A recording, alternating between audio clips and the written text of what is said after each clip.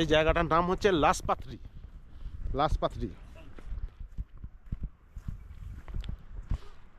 Army ভাই আমার দিকে চা দিল এবং পরোটা দিল। চা আর পরোটা খেয়ে আমি এই দিকটা দেখাচ্ছি। কি সুন্দর দেখুন, চারিদিকে এই বরফ, এই হচ্ছে প্রচুর পরিমাণে বরফ পড়েছে। এই দিকটা দেখুন কি সুন্দর জায়গাটা।